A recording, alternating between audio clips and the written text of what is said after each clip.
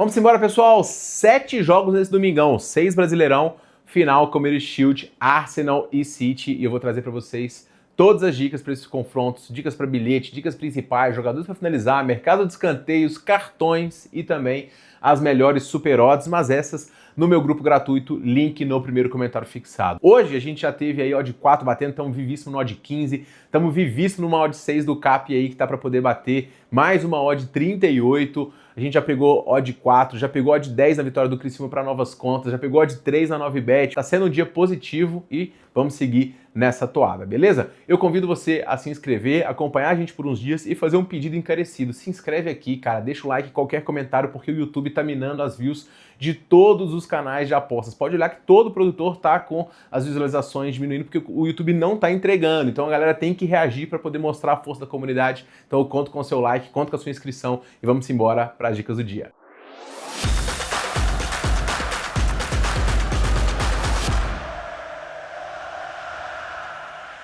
Vamos embora, pessoal, palpites domingão. E antes de mais nada, se você é novo aqui no canal, já se inscreve, deixa o like e compartilha esse vídeo com um amigo também. O YouTube ele vem restringindo o nosso alcance, punindo todos os criadores de conteúdo. Se você for ver, todo mundo que grava vídeo de bet está com as visualizações diminutas porque o YouTube está restringindo. E isso volta com a força da comunidade. Então se você puder deixar o like aqui, um hype, comentar qualquer coisa e encaminhar para o amigo, ajuda bastante. Vou começar analisando o primeiro jogo do dia, Community Shield, Arsenal e City. Esse é o jogo do campeão da Premier League contra o campeão da Copa da Inglaterra. E o campeão da Premier League levou a melhor em 8 das últimas 10 oportunidades. O Arsenal chega para este confronto aqui após ter vencido a Premier League de uma maneira muito consistente, com um ataque fluindo muito bem, principalmente em bola parada, e uma defesa também bastante sólida com o Gabriel Magalhães e também com o Saliba, que hoje inclusive é baixa, deve jogar o Mosqueira. O time investiu pesado na janela de transferência, trouxe o Bruno Guimarães, trouxe o Tzolis para o ataque e fica uma frente com Gyökeres, Tzolis, Odegaard e Madueke, já que o Saka ainda está se condicionando fisicamente para este confronto. O time bem comandado pelo Arteta, então a questão é adaptar essas novas peças no modelo que já está bastante definido. O Arsenal ele é justo favorito para essa eliminatória, embora seja um confronto bastante parelho. Nos amistosos recentes aqui, o Arsenal tem rodado bastante o elenco, mas já vem em ritmo, a expectativa é de mais uma boa temporada. O City, agora a gente vai ter que ver como vai ser essa era pós-Pep Guardiola. O lendário treinador saiu, chegou o Enzo Maresca e é um treinador que tende a conseguir fazer esse time jogar futebol, porque é um treinador com características muito boas, se não me engano ele que substituiu em 2018, né, o Sarri, então o Maresca é um ótimo treinador. City fez algumas mudanças também no seu elenco, perdeu o Bernardo Silva e John Stones, que eram peças muito importantes, e investiram no Henderson, que é um jogador de muita qualidade, veio do Nottingham e joga muita bola. A frente ainda conta com o Semenyo, com o Marmoush em boas condições e também com o Haaland, que deve vir para este confronto. Se ele jogar, obviamente o nível do City se eleva bastante. Savinho e Foden devem completar a frente, que ainda tem o Reiniers, então é um time muito qualificado e jogos entre esses dois times vão sempre ser jogos parelhos. As últimas 3 finais de Community Shield ficaram empatadas, mas todas tiveram gols. Num jogo aqui onde as defesas ainda não estão tão acertadas, eu acho que os ataques com tamanha qualidade vão conseguir a sua vantagem. Embora seja um jogo brigado aqui de duas equipes muito fortes, eu vou recomendar para vocês aqui o mais de 1.5 gols ao vivo. Se você quiser pegar alguma coisa pré, pessoal, eu pegaria aqui talvez um ambos marcam, tá? Mas eu gosto de contar com mais de 1.5 para poder contar com eventualmente 2 gols de um dos lados. Pré, ficar posicionado aí com aquele ambos marcam mais de 2,5, o próprio ambos marcam 1,60, mas eu gosto mais de 1.5 ao vivo. Olho também nas linhas de desarmes dos jogadores aqui, porque a gente tende a ter um jogo muito brigado, os desarmes podem pegar. Em jogadores para poder finalizar, eu no lado do Arsenal, eu gosto do Gyökeres, porque ele vai jogar um pouco mais na ponta e aí ele pode ter um duelo favorável aqui diante do Nunes. E no lado do City, eu gosto bastante do Semenyo e do Marmoush, se ele for o central, porque ele pode pegar um sub mais do Haaland, então olho nesses dois jogadores. Se jogar o Haaland, obviamente, aí vamos com o Lourão, né? Indo pro Brasileirão, pessoal, a gente tem aqui no primeiro jogo do dia Chapecoense contra o Bahia. Chapecoense, uma vitória só em 22 jogos. O pior desempenho do campeonato, um time fadado aqui o rebaixamento, a pior defesa também da competição, o pior ataque, é tudo muito ruim na Chape, que ainda tá sem poder contar com o Bolasie, que é a sua principal referência ofensiva. O time vem de derrotas seguidas aqui na competição, perdendo pro Cruzeiro na Copa do Brasil eliminado e perdendo pro Curitiba também. O time da Chapecoense é limitado tecnicamente, limitado ofensivamente e tende a ter problemas diante do Bahia, que vem aqui para esse jogo descansado porque foi eliminado já das Copas. E é bom lembrar também que o Bahia empatou os últimos 4 jogos. O Bahia, ele teve uma produção ofensiva forte, mas o ataque não está fluindo muito bem. O Alejo Vélez, ele até está conseguindo chutar, muitos gols do Bahia também têm sido anulados, então eu espero que esse desempenho tenda a melhorar aqui. O Bahia também não tem sido um grande visitante, inclusive não venceu os últimos 6 jogos fora, então não dá para simplesmente pegar aqui o Bahia de olho fechado, porque o time está com problemas ofensivos e seria basicamente só porque a Chape é muito ruim. Mas eu acho que o Bahia tem boas condições nesse jogo de cedo ou tarde aqui acabar conseguindo o seu gol. Os primeiros minutos deve ser, sim, de uma Chapecoense se impondo um pouco mais, criando um pouco mais de chances, tentando aqui, mas cedo ou tarde aqui o Bahia tem tudo para poder começar a comandar as ações e também nos espaços deixados pela Chape acabar conseguindo as suas finalizações e gols. Então eu gosto do empate anula do Bahia ou, porventura, um dupla chance do Bahia com menos de 3,5 gols, já que o Bahia não tem feito tantos gols assim, a Chape tá com pouco. Então essa pedida para mim é muito boa. No mercado de escanteios, pessoal, a gente vai ter aqui o Bahia com uma boa média fora e a Chape sofrendo muitos cantos e o Bahia sofrendo muitos cantos também. Então, mercado de escanteios aqui pode ser uma pedida interessante. Em jogadores para finalizar, no lado da Chapecoense eu não gosto de ninguém, pessoal. O time sem o Bolasie, ele fica muito perdido. O Marcinho é quem mais cria aqui, mas eu não morro de amores. Já do lado do Bahia, aí eu gosto bastante de 2 jogadores. O Alejo Vélez, eu gosto bastante dele e gosto também do William José, mas o Alejo Vélez é quem tem as melhores odds e para quem mais eu vou ficar de olho nesse primeiro jogo. No segundo jogo do dia, a gente tem o Atlético Mineiro contra o Grêmio. O Atlético, eu venho falando com vocês que ele vem melhorando e já tá aqui, ó, numa sequência de invencibilidade em casa de 9 dos últimos 10 jogos. E nos últimos 8 jogos o Atlético também não perdeu. Em mais uma visita, o Atlético conseguiu no meio de semana bater a equipe do Bragantino e agora está em grandes condições de avançar na Sul-Americana. Eu tenho falado com vocês que a Sul-Americana é uma competição que paga bastante, então os times tendem a focar mais nas Copas aqui até deixar o Brasileirão um pouco mais de lado. O Atlético vem com um elenco forte, cada vez mais entrosado. As peças que estão entrando estão conseguindo corresponder bem e o Atlético hoje vem bastante competitivo para esse jogo aqui diante do Grêmio. O Renan Lodge deve fazer a lateral, o Mina deve fazer o meio, ele tá pressionando bastante, inclusive vem conseguindo jogar muito no lado do Atlético. O Coelho também um ótimo jogador, se eu não me engano teve lei do ex aqui contra o Bragantino.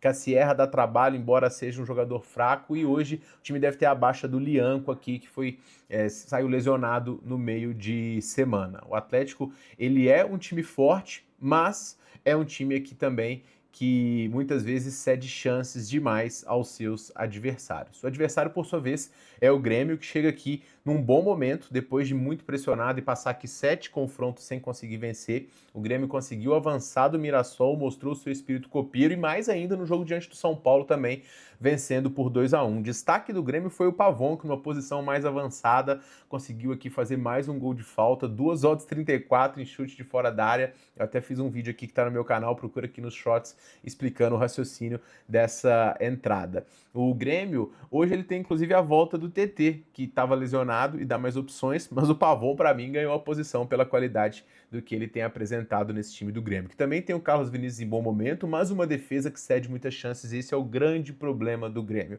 É um time que cede muito para os seus adversários, então acaba que qualquer dica em direção do Grêmio, ela fica muito arriscada. Mais do que isso, fora de casa, é um time que também não joga muito bem. Se a gente tem um Atlético quase que invicto aqui, a gente tem o Grêmio sem vencer praticamente nenhum jogo, mas vindo aqui de 6 jogos seguidos, conseguindo pelo menos um gol fora de casa. E com o Atlético tendo jogado no meio de semana, Eu acredito que esse jogo aqui vai ser um pouco mais aberto. O Atlético está muito favorito aqui para mim. Eu tenho medo do galão na odd de 1,80, então vou recomendar para vocês o mais de 1,5. Embora o Atlético tenha se elevado defensivamente, esse jogo aqui para mim o Grêmio vai com tudo. O Atlético Mineiro também tem muita qualidade ofensiva.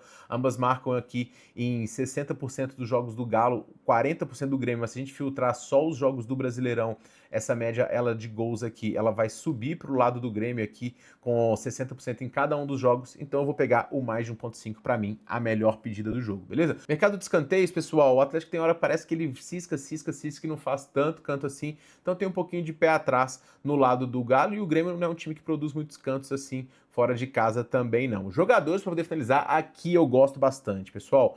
O Minda é um jogador que eu gosto muito para poder finalizar. Renier, se vem de titular, é sempre bom também, porque ele vem com odds muito altas e ele tem um sub mais que é muito forte.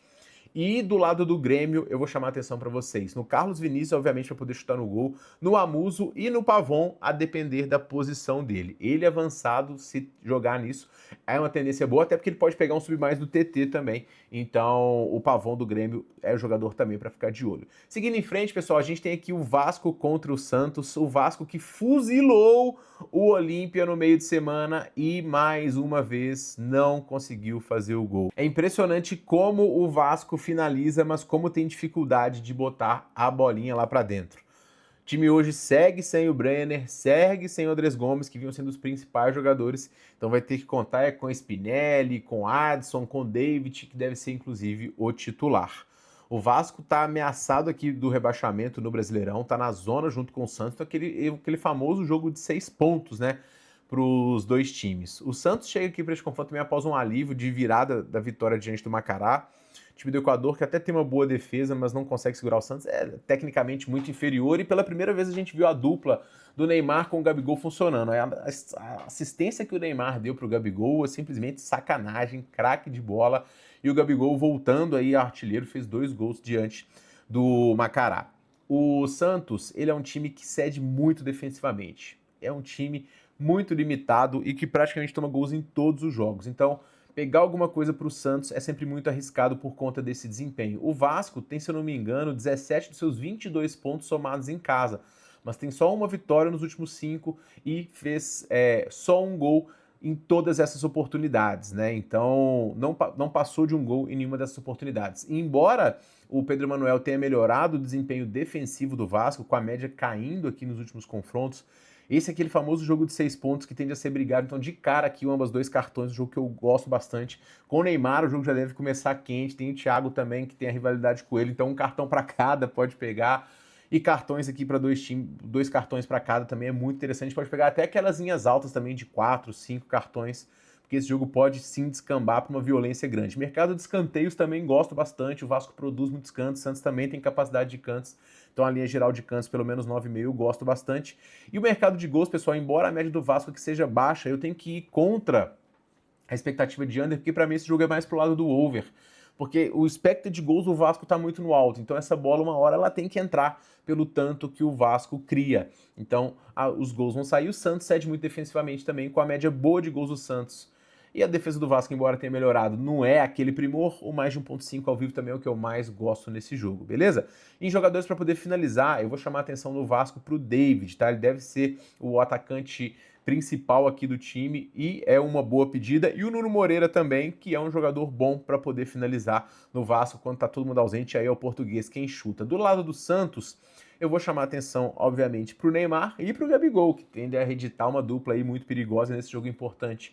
Vão ser fominhas e vão chutar bastante. Ambos marcam e 2 chutes a gol dos jogadores cabe muito para essa partida aqui.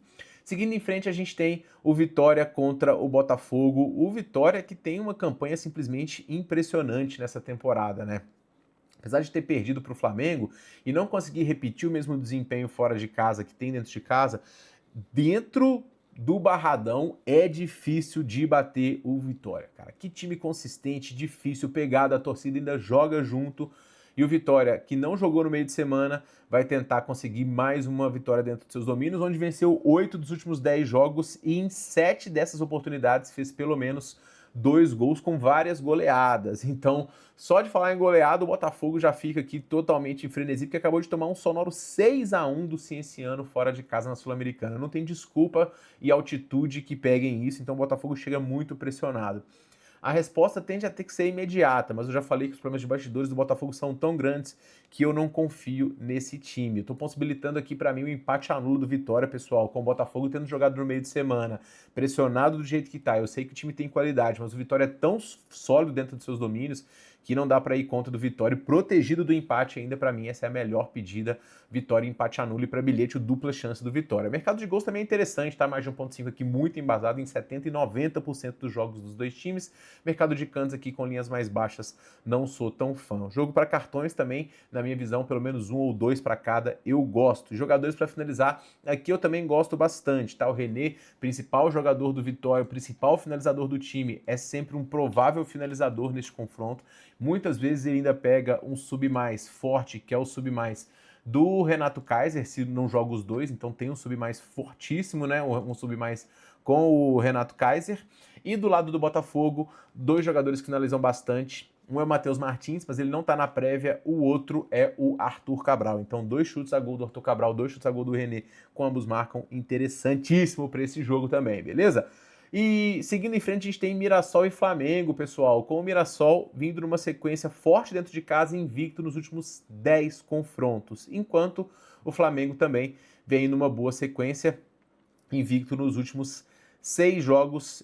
Fora de casa só perdeu um dos últimos 10 confrontos. O Mirassol no meio de semana empatou com a LDU, foi um resultado ruim para o Mirassol, que foi pressionado durante boa parte do confronto, fez o gol muito cedo, em vez de continuar pressionando e tentar abrir a vantagem, acabou sendo punido no final. E cara, agora segurar a LDU na altitude vai ser complicado. O Mirassol tanto sabe que perdeu de 2-0 na última vez que jogou lá. Agora, time técnico perigoso, bom ofensivamente. O lado defensivo é que tem deixado a desejar. Mirassol sempre, né, com o Guanais, já desde a temporada passada, tomando muitos gols. O time não deve ter muitos desfalques, embora possa trocar algumas peças aqui, visando justamente o confronto de Libertadores. Mas o Mirassol não pode dormir, porque está aqui ameaçadíssimo do rebaixamento com apenas 23 pontos. Para o time aqui de hoje, o Alisson deve fazer direita, com o Fernandinho jogando muito bem, ele tem umas boas médias de finalização, e o Bruno Santos comandando o ataque. O Flamengo, por sua vez, vem de um empate diante do Cruzeiro fora de casa, o que é um bom resultado diante das circunstâncias, do fato de ter saído atrás, e agora vai tentar decidir em casa. O Flamengo ele tem que disputar as 2 frentes que se restaram, ele já caiu na Copa do Brasil. Se ele tropeçar aqui e cair no meio de semana pro Cruzeiro, a temporada do Flamengo ela vai virar um caos. O Flamengo tentou contratar alguns jogadores também que não deu. Então o Flamengo, eu acho que ele vem para acelerar aqui no jogo diante do Mirassol e tentar conquistar os 3 pontos. O Flamengo tem muito mais elenco também, é mais forte. E o Mirassol é um time que vem indicar os seus resultados dentro de casa. Então o empate no do Flamengo aqui é o mais seguro para esse jogo, e o dupla chance para bilhete também é interessante, tá? São as minhas 2 dicas aqui para essa partida, e eu acho que o Flamengo tem boas condições de vencer, mas aí, se você quiser pegar uma odd mais alta, teria que ser com o handicap menos 0,25, tá? Mercado de gols, ele é bem embasado aqui com o Mirassol fazendo muitos gols, mas são 2 fortes defesas, por isso que eu tô com um pezinho atrás aqui, talvez o mais de 1.5 pro live seja interessante, mas aí tem que fazer a leitura da partida. Mercado de escanteios, não tem médias muito altas aqui não, o Flamengo inclusive decepcionou muitas vezes já nessa temporada em termos de cantos, então eu não sou fã dos cantos do Flamengo não. Jogadores para finalizar, eu vou falar o Fernando, né, do Mirassol, juntamente com o Bruno Santos. Do lado do Flamengo, o matchup que pode dar muito certo é o do Ayrton Lucas com o Samuel Lino. Então, o Samuel Lino nesse lugar aqui, pegando a direita do Mirassol, tende a gerar muitas finalizações do Flamengo. Então, o Samuel Lino para chutar no gol e para finalizar, eu gosto bastante. E se o Carrascal for titular, é bom também, porque ele chuta bastante e as cotações dele de pelo menos um chute no gol geralmente são altas e fora de casa vão ser, beleza? Para poder finalizar, pessoal, a gente tem aqui o Corinthians contra o Cruzeiro, confronto de 2 times que também estão envolvidos em jogos de Libertadores. Vocês viram que teve Palmeiras e Fluminense, meio de semana, jogo de Libertadores.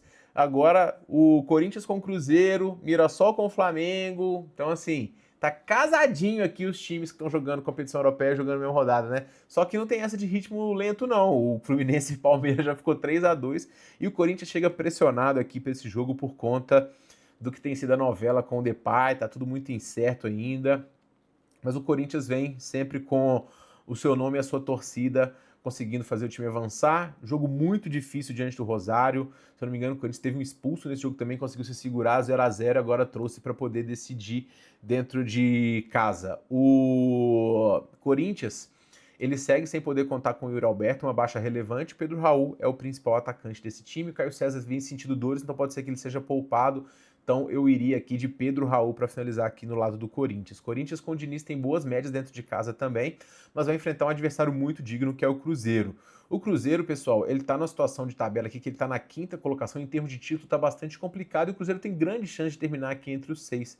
Então o meu grande medo aqui em relação ao Cruzeiro é o Cruzeiro dar uma poupada aqui e ficar um pouco mais vulnerável em relação ao Corinthians. Mas tecnicamente é um time muito forte que vem numa sequência boa, invicto em 9 dos últimos 10 e fora de casa difícil de ser batido. O Cruzeiro vem numa invencibilidade aqui nos últimos 10 jogos e é um time muito perigoso. Confronto muito parelho, pessoal, mas eu acho que esses dois times aqui vai ser muito parecido com o jogo que foi o CAP contra o Corinthians. Corinthians contra o CAP em casa, que era a mesma situação, só que em Copa do Brasil. Se pudesse dar as mãos os dois e falar assim, bora pro próximo jogo, a gente não descansa, não chuta, não nada, eles fariam. E eu acho que vai ser igualzinho aqui, jogo super under, 0-0, 1-0 para um dos lados, 1-1, os placares máximos. Para mim, eu vou de menos de 2.5 nesse jogo. Acho que é jogo para under, finalização também. Enfim, o foco tá todo na Libertadores para esses dois times. Não fazem muito mais coisa no Brasileirão aqui, vão poder ter tempo para poder brigar pela Libertadores depois. Então, não sou fã de gols, nem de finalizações, nem de nada. Por isso, não vou indicar para vocês aqui jogadores para poder finalizar, porque eu acho que vai ser um jogo bastante under. Beleza, pessoal? Então são os meus palpites para esta rodada. Eu vou finalizar aqui com meus placares exatos para esses jogos. Eu vou de Chapecoense 0, Bahia 1, com o Bahia conseguindo vencer o jogo. Vou de Galo 2-1 no Grêmio, quase fui na zebra aqui, mas eu não consigo, eu sou Galo, então vou torcer sempre. Vou de Vasco 1, Santos 1, empatezinho com os dois marcando aqui também. Vou de Vitória 2, Botafogo 1, jogo movimentado. Vou de Mirassol 1, Flamengo 2, com o Mengão conseguindo vencer o Mirassol fora de casa. E eu ia de Corinthians 1, Cruzeiro 0, acho que vou manter isso daí. Ou 0-0 também é bom, e são os meus palpites. Arsenal e City, aí não sei não, porque eu só palpito Brasileirão placar exato. Inclusive, bolão da BetMGM, pessoal, valendo R$1 milhão. É só você palpitar com os jogos da rodada, não tem por que você não marcar e a chance de você ganhar, beleza? Então, espero que vocês tenham curtido esse vídeo. Se você gostou, chegou até aqui, não deixe de se inscrever, deixar o like, comenta se você chegou até o final e a gente se vê muito em breve no próximo vídeo, amanhã, com a resenha aí e os palpites pro jogo do Inter contra o Remo na segunda. Valeu, galera, forte abraço e boas bets!